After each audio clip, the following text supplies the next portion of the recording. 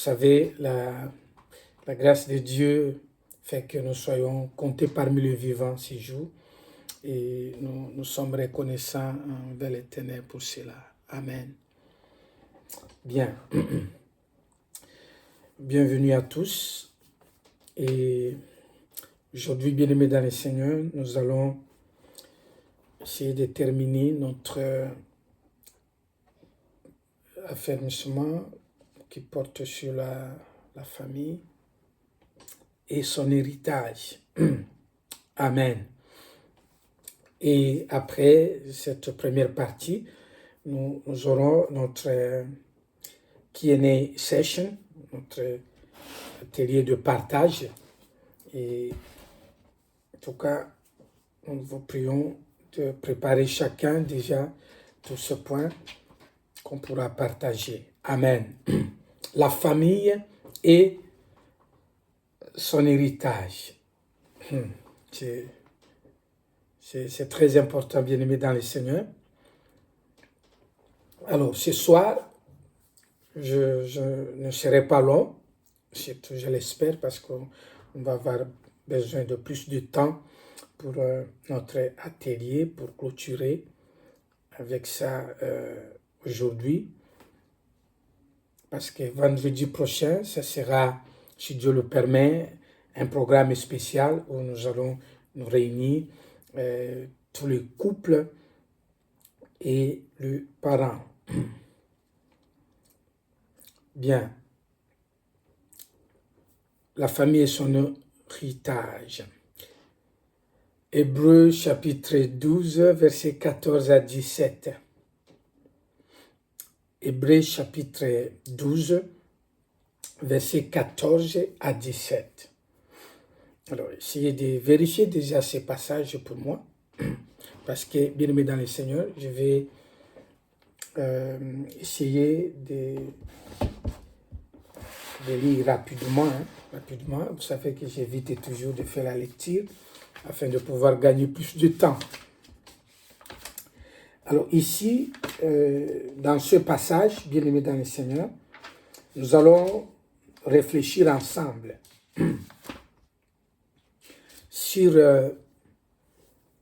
ce que j'appelle les héritages types, les types d'héritage. Il y aura, je sais qu'il y en a plusieurs, mais ici je vais en donner 3. Et ça sera pour nous une sorte de résumé de ce dont nous avons parlé jusqu'ici. Donc, les 3 types d'héritage dont une famille a besoin, que l'on doit même communiquer en famille, partager en famille, veiller à ça. On peut se poser même la question, mais si on peut retenir par rapport à ce mois de la famille, si le thème de la famille et l'héritage ou l'héritage glorieux que nous avons, bien aimé dans le Seigneur, qu'est-ce qu'on peut retenir? Et c'est de ça que je vais parler ici. Alors, nous allons lire dans Hébreux chapitre 14, Hébreux chapitre 12, il n'y a pas de chapitre 14, Hébreux chapitre 12, verset 14 à 17. Efforcez-vous d'être en paix avec tout le monde et de mener une vie sainte. Car sans cela, aucun de vous ne pourra voir le Seigneur. Prenez garde que personne ne se détourne de la grâce de Dieu, que personne ne devienne comme une plante nuisible, vénéneuse, qui pousse et empoisonne beaucoup de gens. Qu'aucun de vous ne soit immoral, que personne ne méprise les choses sacrées, comme Ésaü, qui, pour un seul repas, vendit son droit de fils aîné. Plus tard, vous le savez, il voulut recevoir la bénédiction de son père. on ne dit pas la bénédiction de Dieu, hein, la bénédiction de son père, mais il fut repoussé. Il ne trouva aucun moyen de changer la situation, bien qu'il l'ait cherché en pleurant. Wow. Bien aimé, je reprends la lecture. La version que je lis, elle est français courant. Je reprends la lecture. Hébreux chapitre 12, verset 14 à 17. Efforcez-vous d'être en paix avec tout le monde et de mener une vie sainte, car sans cela, aucun de vous ne pourra voir le Seigneur. Ça veut dire qu'aucun de vous ne pourra vivre la gloire de Dieu. Donc, c'est comme si aucun de vous n'arrivera même pas à l'église. Donc, voir le Seigneur, c'est vraiment dans le sens de vivre le merveille de Dieu. Tu ne pourras pas. Si tu ne fais pas, quoi? Si tu ne t'efforces pas d'être en paix avec tout le monde, de mener une vie sainte. On ne dit pas là une vie bonne. Une vie bonne. Donc, une vie, non, une vie sainte. Donc, une vie de sanctification. Car sans cela, aucun de vous ne pourra voir le Seigneur. Prenez garde que personne ne se détourne de la grâce de Dieu. Que personne ne devienne comme une plante nuisible, vénéneuse. Vénéneuse. Donc, c'est comme venimeux.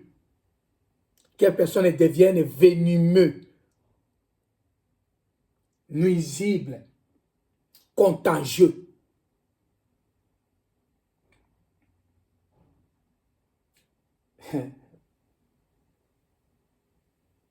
Une plante, que personne devient comme une plante qui pousse et qui empoisonne beaucoup de gens. Donc, beaucoup de gens dans la famille. Qu'aucun de vous ne soit immoral, que personne ne méprise. Donc, qu'aucun de vous ne soit immoral. Vous savez, là, je n'aurai pas le temps de parler de ça aujourd'hui, mais la morale, bien aimée dans le Seigneur, elle n'est pas scientifique. La morale n'est pas politique. Elle n'est même pas juridique. La morale, c'est le choix du bien et le rejet du mal.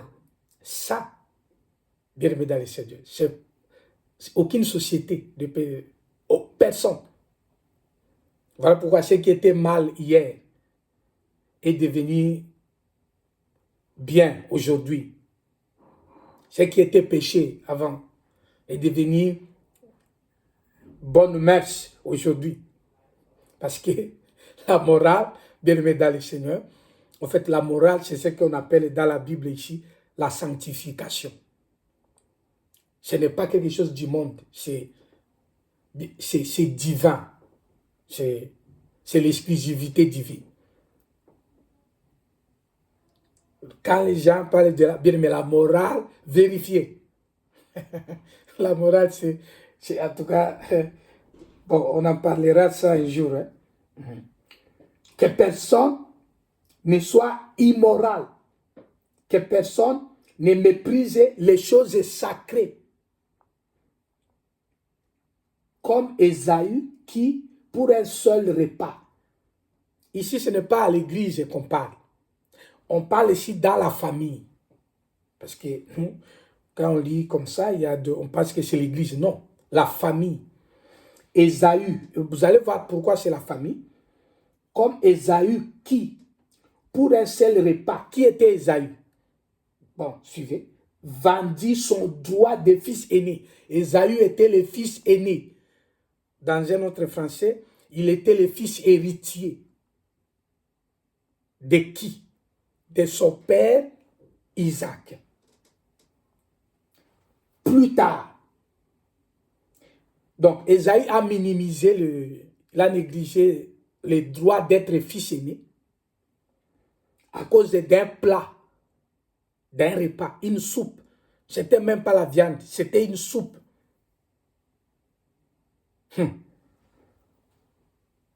On dit bien un seul repas. Plus tard, vous le savez, il voulut recevoir la bénédiction de son père, mais il fut repoussé. Il ne trouva aucun moyen de changer la situation, donc de changer la donne, de changer les conséquences. Il n'avait aucun moyen de changer les conséquences.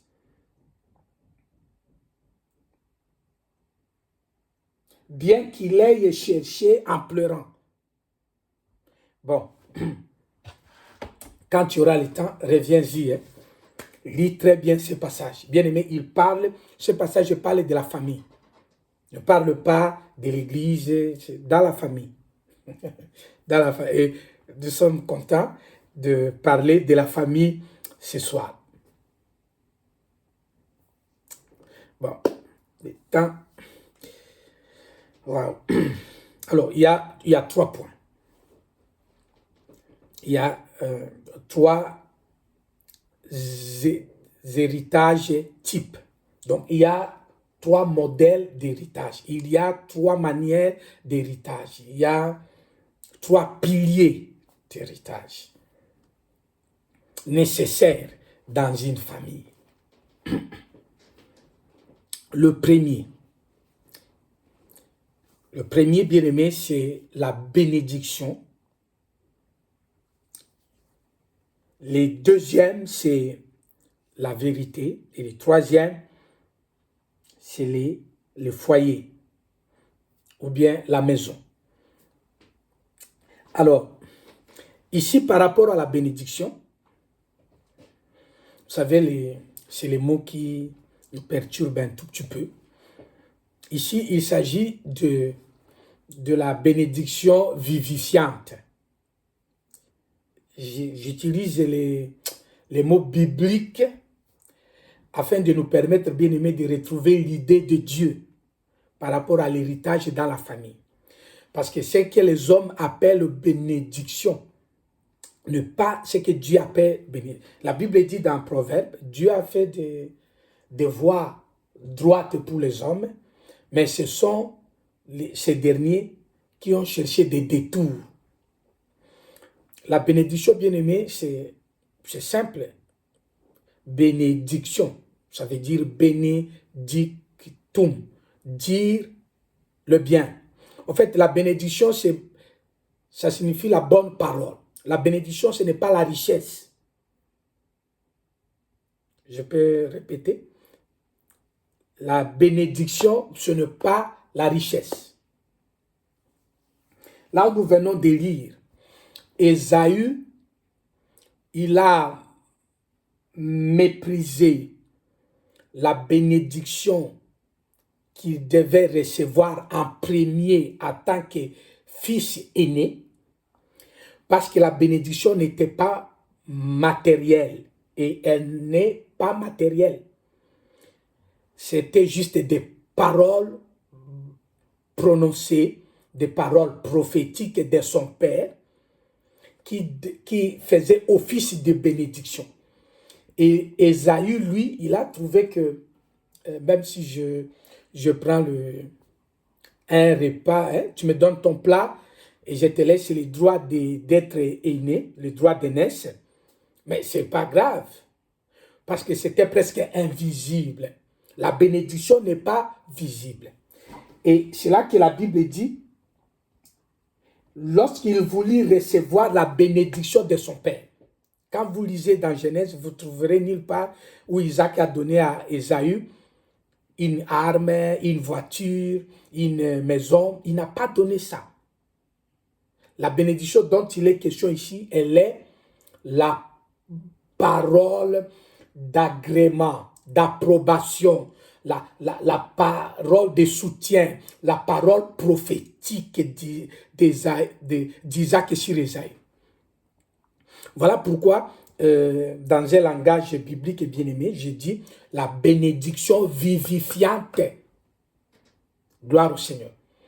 Nous voyons ici dans ces textes que nous venons de lire, résumé la bénédiction qu'Isaac avait pour Ésaü. Et cette bénédiction fut donnée à Jacob. C'était juste des paroles bénies. Alors, quand on dit la bénédiction bien-aimée dans le Seigneur, nous, en tant qu'enfants de Dieu, dans la famille, nous devons savoir qu'il s'agit là de bonnes paroles de Dieu. Et pour mieux comprendre d'ailleurs ici, vous verrez que la bénédiction, en fait, c'est Dieu lui-même. Pourquoi c'est Dieu lui-même? Parce que Dieu n'est pas matériel. Dieu est esprit. Et la parole, elle est esprit. La parole est esprit. Donc, Dieu en tant qu'esprit, bien-aimé dans le Seigneur, il est la parole. Et c'est lui comme parole qui a parlé pour que les choses existent. La terre, les cieux, les ceci. Et donc, c'est la parole. En fait, la bénédiction, bien-aimé dans le Seigneur, c'est Dieu lui-même. Bon, en d'autres termes, la bénédiction, bien-aimé, c'est la source même de bénédiction. En fait, Dieu est la source de bien. La source, c'est du bien, c'est Dieu. Ici, nous devons faire la différence entre le matériel, les équipements, et la bénédiction, c'est-à-dire la source de bénédiction. C'est ce que Ésaü devait recevoir de son père Isaac. Mais il n'a pas pu recevoir cela parce que la Bible dit Ésaü a minimisé. Ésaü a négligé.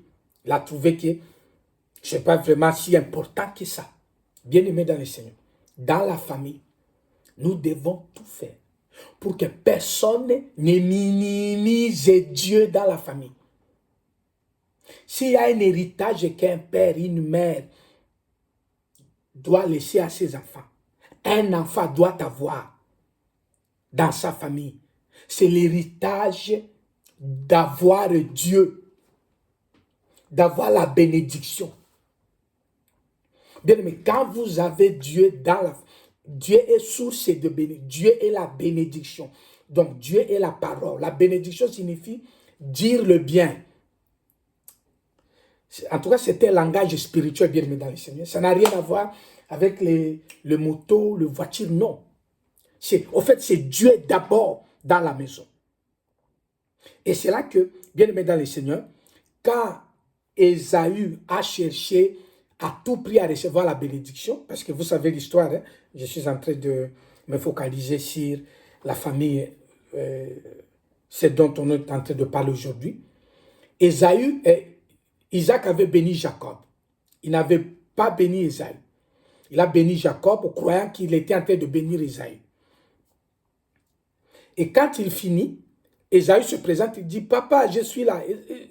Isaac dit, mais mon fils, je viens de te bénir. Il dit, non, moi, je viens d'arriver. Oh, c'est comme si c'était ton frère Jacob. Il dit, mais papa, bénis-moi. C'est pas grave, même si c'était lui. Non. Isaac lui dit, non, c'est grave. Non, c'est grave.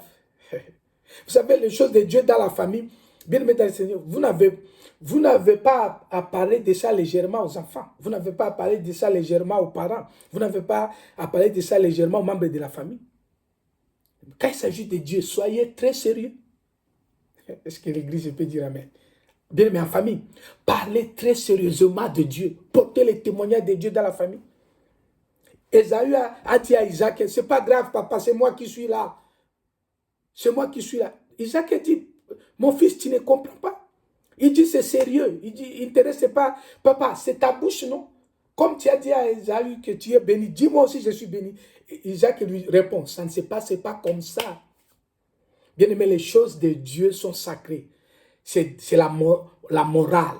Hein? Bien aimé dans le Seigneur, c'est la morale. On ne badine pas avec ça. C'est la sanctification. La Bible dit, vous recherchez la paix, la sanctification, sans laquelle personne ne verra Dieu.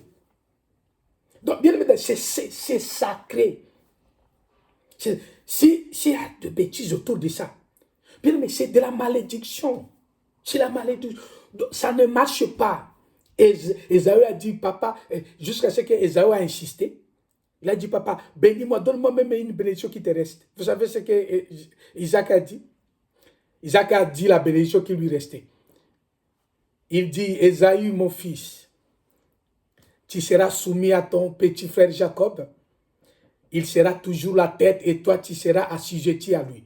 Tu seras son esclave tous les jours de ta vie. Et Ésaü lui dit, papa, si tu ne veux pas me bénir, hein, ne me maudis pas. Et Isaac lui dit, non, c'est la bénédiction qui me reste. Wow. Il était en train de bénir, mais en fait, c'est ce qui sortait. Apparemment, Ésaü était presque maudit, pas béni. Pourquoi? Parce que, bien aimé dans le Seigneur, la bénédiction, c'est Dieu lui-même. En d'autres termes, quand on n'a pas reçu Dieu, bien aimé dans le Seigneur, on est sous malédiction. Quand on n'a pas Dieu, quand dans une famille, Dieu ne règne pas, cette famille-là est sous les coups de la malédiction. Bien, mais quand dans une famille, Dieu ne règne pas, c'est fini. Si vous êtes en train de protéger vos intérêts, moi je veux voir comment je vais rester longtemps avec lui, je veux voir comment on est là, vous faites vos partenariats dans la famille, c'est comme dans des foyers aujourd'hui, même les membres de famille, les sœurs, les frères, ils aiment seulement appeler le frère qui a un peu de moyens. Et celui qui a des moyens, tous les membres de la famille lui demandent des conseils. Toi, tu penses qu'ils t'aiment. Ils ne t'aiment pas. Ils aiment tes avoirs. Ce n'est pas toi parce que tu as les grands frères à qui ils n'appellent même pas. C'est toi qui informes aux grands frères qu'il y a des, tout ça. Il y a des gens, ils sont là-bas en Afrique, on ne leur dit rien. Mais on va d'abord t'informer, toi qui es en Europe. Tu sais pourquoi? Parce que toi, tu peux faire bouger les choses. Tu peux établir le programme de deuil. Les grands frères qui est là sur place, on ne lui dit rien. Parce qu'en fait, il n'a rien. Donc, ça, ce sont des types d'ambiance qui règnent parfois. Surtout quand on n'a rien, donc les hommes cherchent ceci. Or, si ce n'est pas Dieu qui est au centre de la famille, bien aimé dans le Seigneur, il y aura de problèmes. Et quand Isaac dit à Ésaü que tu seras l'esclave de ton frère, ce n'était pas volontaire, c'était prophétique. Donc, Isaac était en train de dire que dans une famille, là, si vous n'avez pas Dieu, bien aimé dans le Seigneur, vous serez l'esclave de ceux-là qui ont Dieu. Pourquoi? Parce que vous savez que quand on est avec Dieu, on gagne toujours. Et la Bible dit, celui qui reçoit restera l'esclave de celui qui donne. En fait, Dieu agit comme l'argent. Dieu agit comme l'argent. Parce qu'avec l'argent, tu peux tout acheter. Il en est de même avec Dieu. Bien aimé, tu peux tout. C'est pourquoi Jésus avait dit, vous ne pouvez avoir pour maître Dieu et l'argent. Il faut choisir l'un ou l'autre. Il n'a même pas dit, parce que vous priez, n'oubliez pas d'avoir aussi de l'argent, hein, ayez aussi l'argent comme maître, et à côté, ayez aussi Dieu. Gérez votre temps, à un moment Dieu, et puis à un moment là. Non, non, non, non, Jésus n'a pas. Jésus a dit, vous choisissez soit Dieu, soit l'argent. Parce qu'il savait que l'argent a le même pouvoir. Il se paraît comme Dieu. Je sais que les églises ne peuvent pas comparer Dieu, ne peuvent pas chercher à montrer que Dieu est comparable, mais Jésus a dit ça pour nous montrer que c'est une situation grave. Quand on n'a pas Dieu, bien aimé dans le Seigneur, on est en position de malédiction. Et beaucoup de familles perdent de la grâce. La Bible dit là où nous avons lu dans Hébreux 12, à partir de 14, que ne prenez pas le risque de vous détourner de la grâce. En fait, les hommes se détournent.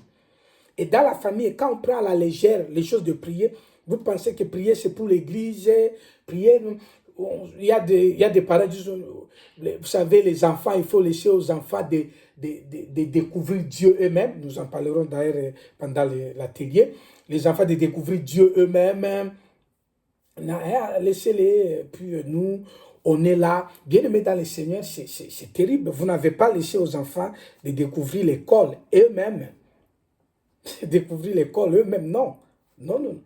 Donc, bien aimé dans le Seigneur, nous devons communiquer cet héritage aux enfants que Dieu est capital. C'est ça la bénédiction. Si vous laissez Dieu chez les enfants, donc ton mari, ta femme, bien aimé en famille, vous élevez Dieu. Bien aimé dans le Seigneur, ça marche.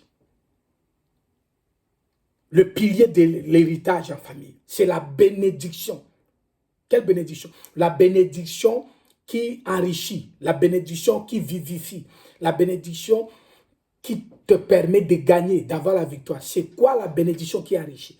La bénédiction qui enrichit, c'est Dieu lui-même en vous. En fait, c'est la parole de Dieu en vous. C'est la parole d'Isaac. Quand Isaac a béni Ésaü, il a juste parlé. Il n'a pas donné une arme. Il n'a pas donné... Non, il a juste parlé. Il a juste béni. Donc, parler, vous remarquerez que parler du bien, bien-aimé, de membres de la famille, c'est une obligation. C'est même pas quelque chose, non. Non, il faut parler du bien dans vos prières, dans vos conseils, dans vos encouragements.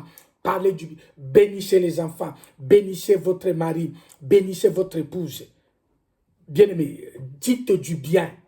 Dites que c'est en tout cas, vous êtes une bénédiction. Grâce à vous, je vis la main de Dieu. Je vois que Dieu m'a aidé. Bien, dites cela, pas seulement parce que vous voulez fêter l'anniversaire, vous voulez fêter... Non, donc, en fait, communiquez Dieu entre les membres de la famille. Parce que si ce n'est pas le cas, bien aimé dans le Seigneur, la Bible dit, si vous méprisez ce qui est sacré, vous chercherez ça, vous chercherez de changer la situation. Bon, j'ai aimé la version français courant. Il dit, il ne trouva aucun moyen de changer la situation, bien qu'il ait cherché en pleurant. Il y a des gens qui disent, mais je veux pleurer. Dieu n'est pas émotionnel. Ou Dieu, quand on pleure, la situation va changer. Non, ça ne change pas parce qu'on a pleuré.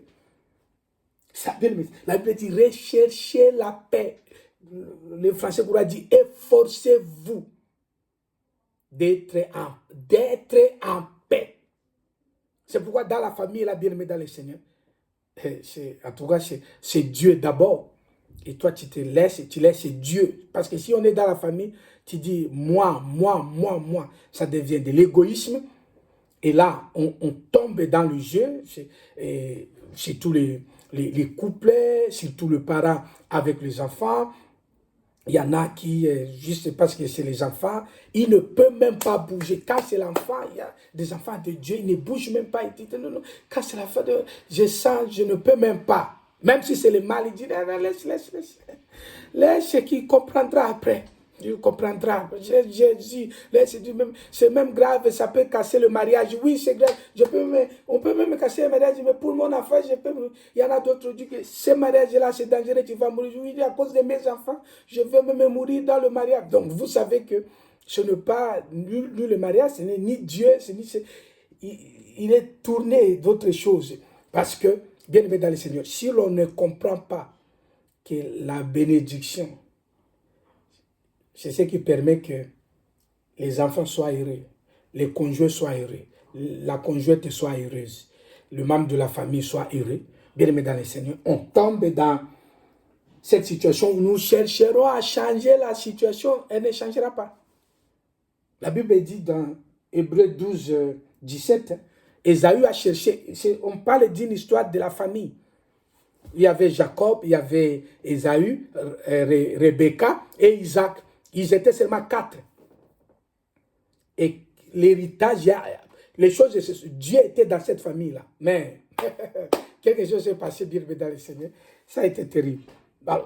Alors ça, c'est le premier type d'héritage que nous devons maintenir dans la famille. C'est quoi? C'est la bénédiction. La bénédiction, c'est quoi? Ce n'est pas le travail au gouvernement. Non, la bénédiction, c'est quoi? La bénédiction, c'est Dieu dans la vie. Pourquoi? Parce que quand Dieu est avec toi, même quand tu vas travailler au gouvernement, tu monteras. Quand tes bénédictions matérielles, tes richesses, tes matérielles augmenteront parce que tu as la source. La source est là, elle s'appelle elle-même bénédiction. Donc Dieu est la bénédiction. Voilà pourquoi la Bible dit c'est la bénédiction qui vient de l'Éternel, qui enrichit l'homme. On ne dit pas c'est la bénédiction qui vient de l'Éternel, qui bénit l'homme, qui enrichit. Donc vous savez, la richesse est secondaire à la bénédiction. Parfois à l'église, on pense que la bénédiction est secondaire à la richesse. C'est quand on voit les frères acheter une nouvelle voiture. Oh mon bien-aimé, tu es béni, hein? Tu es béni. Donc, tu es béni comment? Parce qu'il a la voiture, parce qu'il vient d'acheter une voiture neuve. Toi, tu dis qu'il est béni. Non. Ce n'est pas parce qu'il a la richesse et qu'il est béni. Nous, enfants de Dieu, non. C'est parce que nous sommes bénis que nous avons la richesse. Bon, ça c'est pour les enfants de Dieu. Dans le monde, on vous dira le contraire. Le deuxième type d'héritage que nous devons maintenir dans la famille, c'est la vérité. Ici, la vérité, encore les jeux de mots sont là, mais la vérité ici, c'est la vérité libératrice. Donc, la vérité qui a franchi. Alors, ici, bien aimé dans le Seigneur, il s'agit là de... Bon, la vérité ici, il s'agit du goût, de la connaissance ou du savoir. Jacob était intéressé de connaître comment se transmet l'héritage, comment ça se passe, comment est-ce que je peux être béni. Il était jeune par rapport à... Bon, ils étaient même âge, mais dans la hiérarchie, il était cadet. Jacob va voir son grand frère rentrer fatigué. Et Jacob lui demande, mais grand frère lui dit, je peux manger la sauce? Ah, je suis fatigué, petit frère. Jacob essaie un peu. Il dit, mais oui, je peux te donner si seulement tu me vendais ton droit d'être fils aîné. Esaü réfléchit, dit, je pense que ce n'est pas grave. Ces petits yeux bleus, donc il comprend. Et puis, personne n'est ici. Maman n'est pas là, papa n'est pas là. Ça va faire quoi? Ah, donne-moi, je mange. Prends, désormais tu es aîné. Mais quand il disait ça,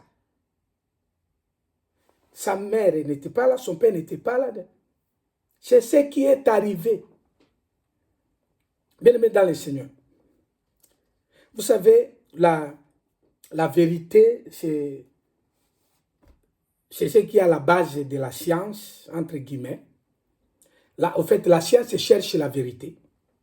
La vérité, bien aimé dans le Seigneur, au tribunal, partout, les gens recherchent la vérité. La vérité est une personne, c'est Jésus lui-même. Donc là, c'est les goûts de la connaissance. Bon, ici, je vais utiliser un peu le langage des hommes, parce que comme je suis sur la terre, il faut parler un peu de termes humains. Parce que si je reste dans le spirituel, parce que la vérité, bien aimé, c'est une notion immaculée. C'est vraiment une notion terrible. Car Jésus avait dit, si tu connais la vérité, tu deviendras libre. Donc tu ne seras plus esclave.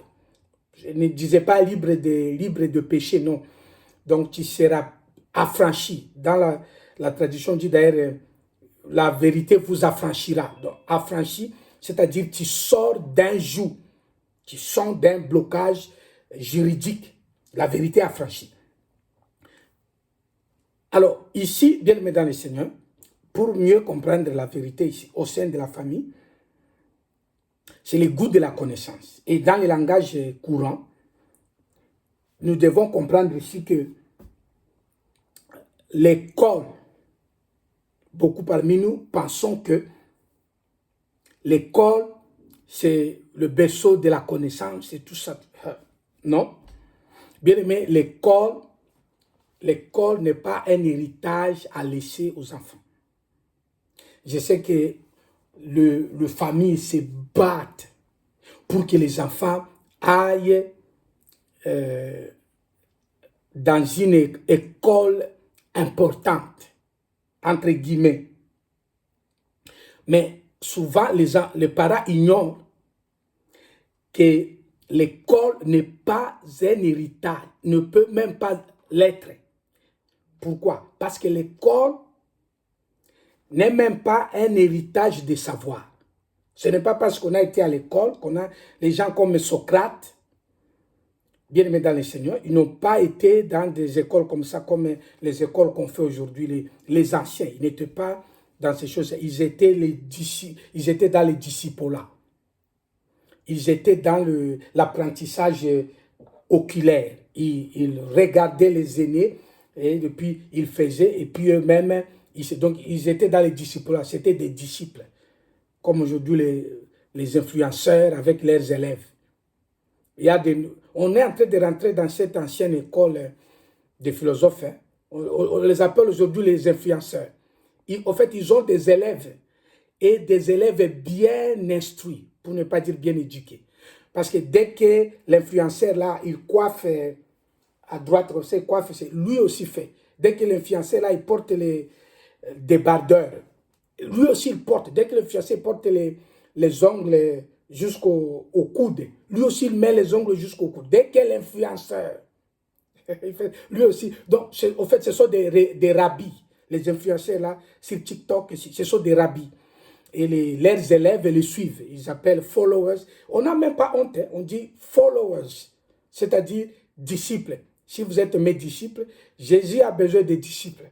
Bon, les gens aussi sont des disciples d'autres personnes. Donc, c'est comme ça que les Socrates et les autres, ils n'étaient pas au banc de l'école comme aujourd'hui on a fait. Non, c'était pas comme ça. C'est pourquoi il y a des milliardaires aujourd'hui qui n'envoient même pas leurs enfants dans nos systèmes d'école. Ils ont un autre système des anciens où les enfants reçoivent les enseignements comme au palais de Pharaon, comme ce que Moïse avait reçu, comme Daniel et les autres. Il y avait des types de formations. L'école, bien aimée dans le Seigneur, l'école est un canal d'héritage, du savoir, devais-je dire, un canal de savoir, c'est le canal. Mais ce n'est pas le savoir acquis. Or, dans l'héritage en famille, c'est le savoir acquis qui compte. C'est comme l'Église. Bien aimé dans le Seigneur, l'Église ne sauve pas. L'Église n'est pas le salut des hommes. L'Église est un canal. Mais c'est la parole reçue dans l'Église, bien aimé, qui sauve, qui devient l'héritage pour nous sauver. La maison familiale telle que nous sommes là, c'est juste un canal. Mais qu'est-ce qui est important dans la maison? Vous pouvez être dans un palais, mais si vous n'avez pas reçu l'éducation, tu vois, moi, j'ai grandi dans le palais, ouais, même si tu as grandi dans le palais, c'est l'éducation.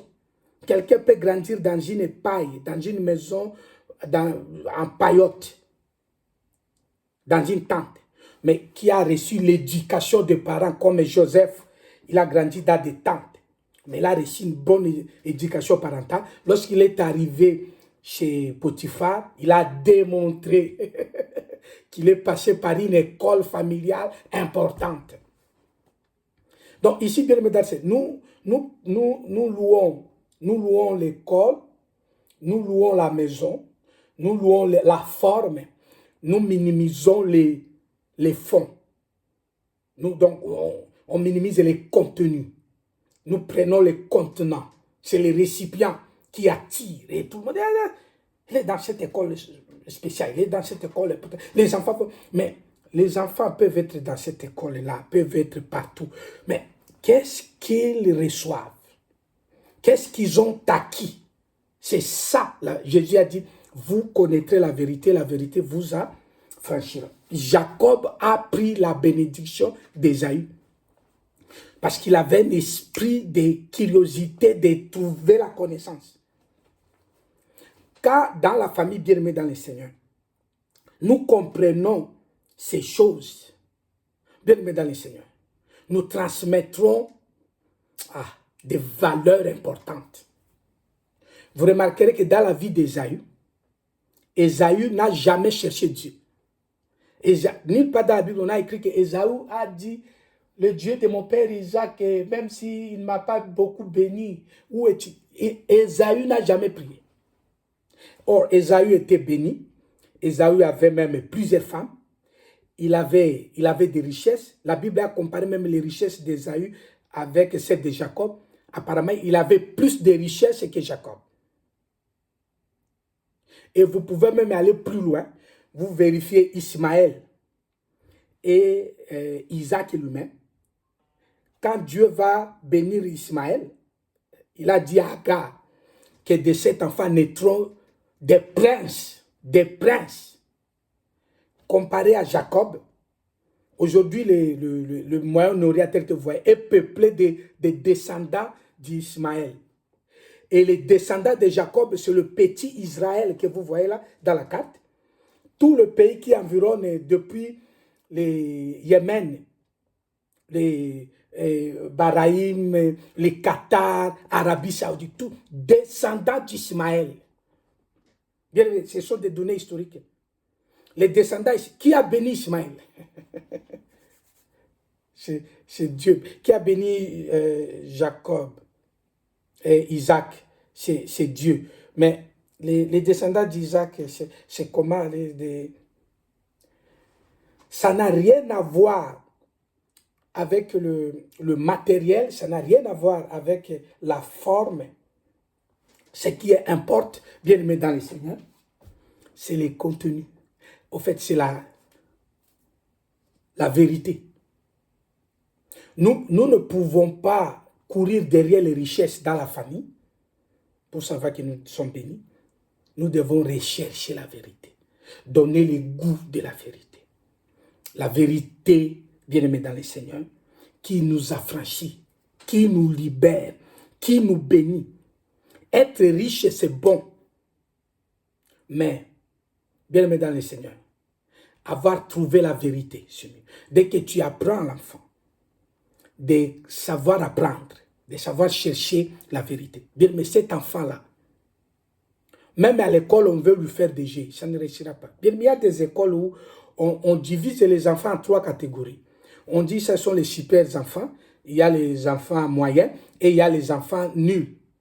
Et quand on donne les cours de Rekenen, ça veut dire le mathématique, les super enfants là, c'est eux qui suivent. Les enfants moyens, on leur donne de faire les cours de spelling, d'orthographe, hein, qui remplissent les orthographes. Et les autres enfants qui sont les groupes, les 3e niveau, on leur donne de faire des dessins, de colorier. On leur dit de faire le coloriage. Quand on donne les fractions, les géométries, les notions comme ça, dans le même enseignant, la même classe, ça se fait ici. La même classe, on sépare, on dit, l'enfant est en classe. Ils envoient les devoirs. Il dit à l'enfant, toi tu feras les devoirs de la question B. Et quand par là, tu demandes pourquoi tu fais la question B, l'enseignant dit que la question A, c'est pour les enfants des groupes A. Et quand tu vérifies qui sont les enfants des groupes A, bien mesdames, tu vas remarquer. Si c'est des couleurs, si c'est des... Vous remarquez, bon, je vous épargne les détails. Ce sont des choses, bien aimées dans le Seigneur, qui montrent que ce n'est pas l'école qui fait l'enfant. Mais c'est la vérité que l'enfant a, que je suis venu ici pour étudier. Je suis venu ici pour acquérir une connaissance. Vous parlez comme ça. Bien, mais l'enfant comprendra. Quand tu vas à l'église, nous allons à l'église ici, ce n'est pas pour accompagner. Ce n'est pas pour faire. Moi, je veux prier. Je vais connaître Dieu. Bien aimé dans le Seigneur, vous êtes en train de transmettre des valeurs. Quand vous dites que vous faites ceci, parce que quand vous serez grand, vous allez vous marier, vous allez faire ceci, vous allez faire ceci. Donc, l'enfant sait. Vous savez que ce que je fais là, c'est parce que j'ai appris. L'enfant est en train d'acquérir quelque chose. Ce n'est pas l'essentiel. Mon enfant va se marier. Elle va se marier. Bon, même si elle se marie, ce n'est pas seulement la joie qui se marie. Est-ce qu'il sait ce qu'il est en train de faire? Ou bien il répond seulement au désir de la chair, ou bien tu vois un peu ce sont des choses que le parent, au lieu de dire que les enfants vont découvrir la vie. Donc vous mettez les enfants dans la jungle, bien aimé dans le Seigneur. La situation va les cribler. Ça ne sera pas facile de rattraper. La Bible dit, ça ne sera pas facile de rattraper. Ésaü n'a jamais prié.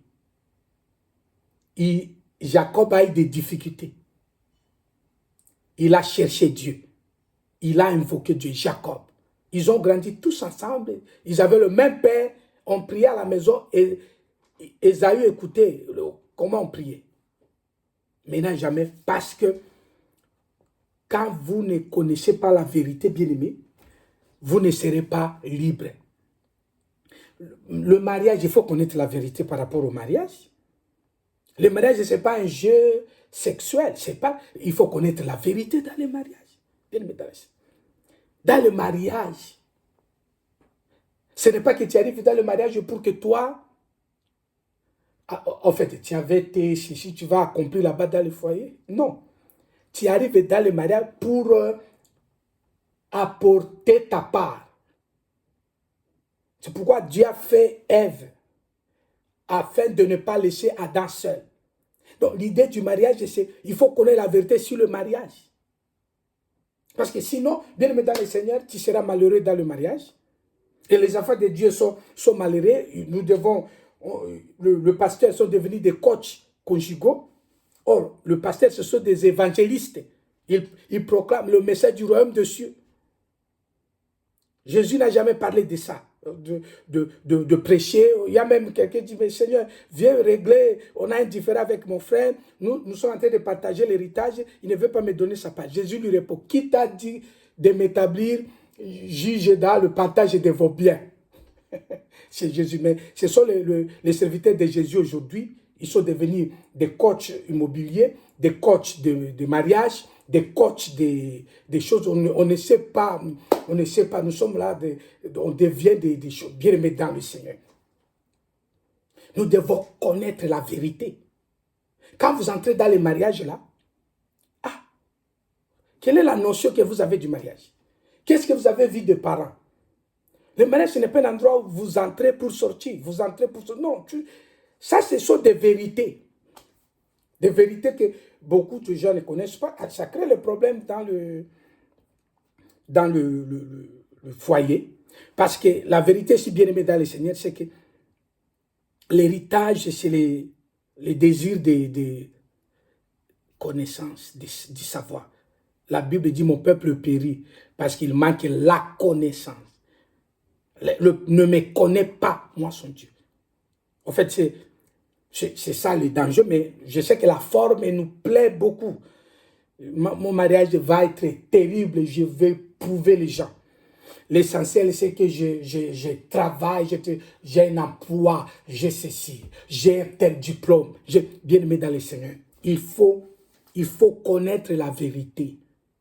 Quand tu travailles, qu'est-ce que signifie travail? Qu'est-ce que signifie travailler? Lisez Ecclésiaste. Qu'est-ce que signifie travailler? Notre travail, c'est à la fin du mois passé, tu as ton salaire, mais après, quand tu as ton salaire, lisez Ecclésiaste par rapport au travail. Oh, je suis encore jeune. Vous savez, quand on est jeune, on fait ce qu'on peut. Nous sommes jeunes. J'ai même des parents qui sont cool. Le parent me laisse. Je peux faire ceci. Oui, c'est bon, mais lisez l'Ecclésiaste dit ceci. Jeune, réjouis-toi pendant ta jeunesse. Profite de la vie. Hein. Faites vite avant qu'il ne vienne le temps où tu diras que je ne prends plus plaisir. Donc, il faut avoir la vérité que je profite de ce temps. Ça, ce n'est pas un moment de faire des avortements. Ça, ce n'est pas un moment d'aller coucher ici, d'aller coucher là-bas, de faire ceci et puis de mentir. Parce que ça va arriver à un moment donné, quand tu veux régler les choses, ça ne se règle pas, tu veux avoir un mariage sérieux, ça ne vient pas, tu as déjà accumulé beaucoup de démons dans des choses, il y a des énergies qui se sont passées, vous étiez dans l'immoralité. Être immoral, bien aimé dans le Seigneur, ça attire toutes sortes d'immoralité, de malédictions. Les choses se compliquent. On est à l'église. Toi, tu penses que c'est l'église qui n'a pas d'onction. Bon, il y en a qui disent, mais c'est peut-être le pasteur qui ne prie pas bien. C'est peut-être on ne comprend pas. Jésus n'est pas fort. Dieu n'est pas fort. Non. Tu es porteur de tes propres héritages. Tu sais d'où tu les avais pris. Dieu n'est pas immoral. Quand on est jeune, on fait très attention parce que les choses-là ont des répercussions. Ça, en fait, ça, c'est la vérité. Ça, c'est parce que si dans la famille, on ne comprend pas ces choses, on dit on peut grandir. La Bible dit, mangez, faites tout ce que vous voulez, mais préparez-vous, il arrive un temps où tu diras que je ne prends plus plaisir. Je ne sais pas, ça veut dire quoi. Donc, ça veut dire que quand je suis là, qu'est-ce que la vérité? La vérité, c'est que j'écoute papa, j'écoute maman, je suis jeune, je ne suis pas encore marié, je ne peux pas sortir avec du garçon comme ça. Ça n'a rien à voir qu'on enseigne à l'église. C'est là que les gens disent que les églises dictent aux gens la façon de vivre. Moi, je suis déjà une grande fille. Je suis célibataire ici en Europe. On peut rester seulement comme ça. D'abord, on peut faire cela et puis on va se mettre ensemble. Après, on attend. Et puis, nous sommes des adultes. Ce n'est pas à l'église de me dire. L'église ne dit pas ce que tu dois faire. C'est la vérité dont tu as besoin. Parce que tout ce que tu fais aujourd'hui peut te rappeler demain. Bon, on va terminer avec le troisième type d'héritage. Là, c'est le foyer. Dans la Bible, on parle de la maison ou de la famille. Bien aimé dans le Seigneur. Ici, c'est une question de fonder la famille. Et Jacob l'a fait. Et Ésaü aussi l'a fait. Et pourquoi fonder la famille, c'est important? Donc, dans les termes simples ici, c'est se marier. Bien aimé dans le Seigneur, se marier est important. Se marier est très, très important. Avoir des enfants, c'est très important. Être mari ou une femme, c'est très, très important. Ce sont les robots qui ne se marient pas. En fait, c'est donc, en tout cas, se marier, bien aimé, en tout cas, c'est même un héritage, parce que s'il n'y a pas de mariage, il n'y a pas de... On ne peut pas pérenniser le valeur dans les nouvelles générations. Parce qu'Isaac avait la bénédiction. Quand vous écoutez la bénédiction qu'Isaac avait donnée à Jacob, il était en train de parler de la famille que Dieu avait dit à Abraham, son père, que je ferai de tes enfants, tu auras des enfants comme les étoiles du ciel. Dieu avait dit ça à Abraham. Et Abraham a transmis cela à Isaac. Voilà pourquoi c'est Abraham lui-même qui est allé prendre une femme pour son fils. Parce que la question, là, bien aimé, du mariage est capitale. Je vous ai toujours dit, même le sauveur de l'humanité, il est venu par la famille. Il n'est pas venu par l'église. Jésus n'est pas venu par l'église. Jésus est venu par la famille. Donc, la famille est très importante dans le sens du foyer. La famille dans le sens du foyer. Ce n'est pas dans le sens européen où tu quittes la maison, tu commences à vivre toi seul chez toi et les jours de Noël, tu vas voir les parents. Et quand on te demande quand est-ce que tu vas te marier, dis non, non, ça c'est ma vie. Vos histoires là de l'Afrique et nous on est ici en Europe. Même ici les Européens se marient. C'est seulement les Africains qui viennent de l'Afrique et qui commencent à nous dire ici en Europe que se marier, c'est pour les Africains. Il m'arrive parfois de travailler jusque dans les hôpitaux. J'ai vu, bien aimé, dans la maternité, le blanc accouche. Ce n'est pas seulement le noir. Le blanc se marie. Ils font de mariage. C'est seulement les Africains, ils arrivent ici, pas. Non, ce n'est pas la question. Moi, j'attends mon temps, je fais ma vie, je me réserve, je fais ceci. Oh, il y a des problèmes. Il y a certains âges. Quand on est un homme, quand on est une femme, il y a un certain âge, tu passes beaucoup de temps comme ça, sans être en mariage, ça provoque des maladies. Des maladies qui nécessitent parfois des opérations. Et des opérations qui laissent des séquelles au niveau de la maternité.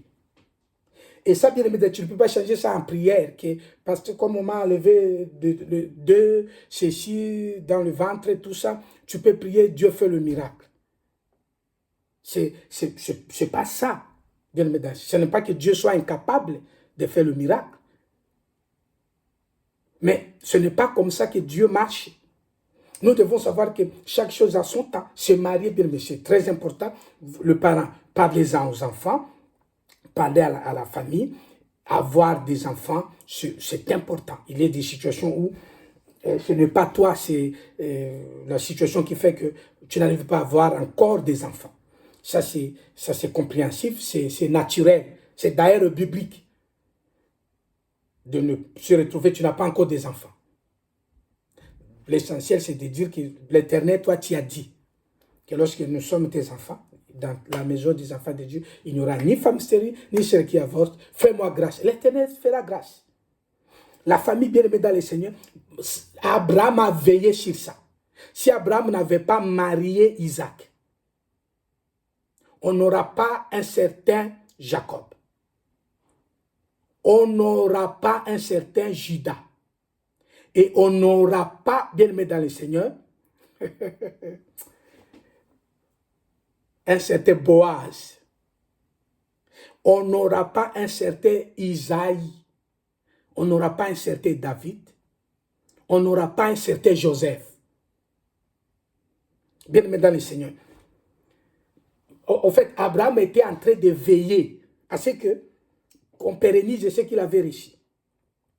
Si on ne comprend pas ces choses-là, bien-aimé dans le Seigneur, on pense que le mariage, c'est seulement pour le fait de mariage. Non, c'est plus que ça. C'est dans le mariage, c'est dans le foyer. C'est là que se transmettent les valeurs. Elles sont transférables de génération en génération. La Bible dit, fais tout de ne pas perdre les fruits de ta récompense, les fruits de tes entrailles. Les parents doivent s'impliquer pour la question du mariage et des enfants. Ici, bien aimé, il ne suffit pas seulement de bénir. Parce qu'Abraham n'a pas seulement béni Isaac.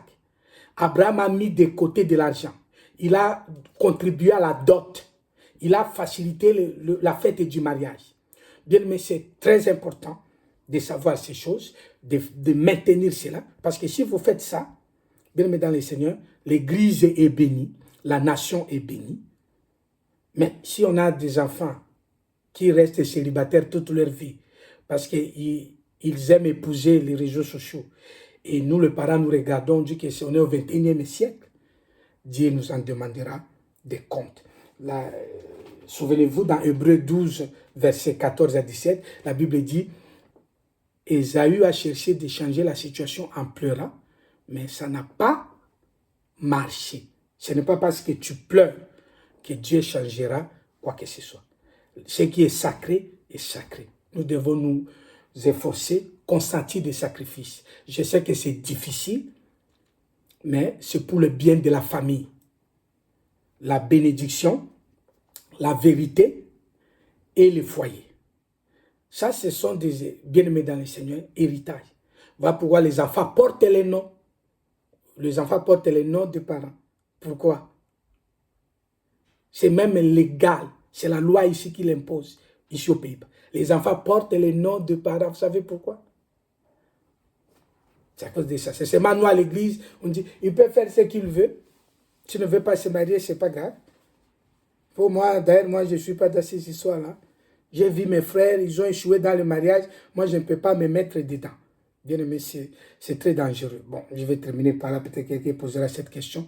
Et parce que Paul n'était pas marié. Paul n'était pas marié. Tu connais seulement l'histoire de Paul quand il s'est converti. Avant que Paul ne se convertisse, vous savez qui il était? Quand vous vérifiez les écrits historiques, il était déjà marié. Il a connu des difficultés dans le mariage. Ce n'est pas que on va devenir comme Jésus. Non, bien aimé dans les Seigneurs. La famille, c'est très important. Il n'est pas bon que l'homme soit seul. Se marier, ce n'est même pas un choix. Je dirais un plaisir comme ça. C'est une obligation. Parce que sinon, le nom de Mbumoko va disparaître. Mais quand il y a des enfants, ça pérennise, ça va, on sait qu'il y a des descendants. Dieu a dit, je bénirai jusqu'à 1000 générations. Quelle génération? Pas les générations de l'Église, les générations de tes enfants. La prophétie là qui dit, je suis le Dieu qui bénit les enfants jusqu'aux enfants, des enfants, jusqu'à 1000 générations. Cette bénédiction, c'est pour la famille. Amen. Gloire au Seigneur. Bien. Laisse que le Seigneur te bénisse et qu'il bénisse sa parole au nom de Jésus. Amen. Est-ce qu'on peut acclamer le Seigneur pour sa parole?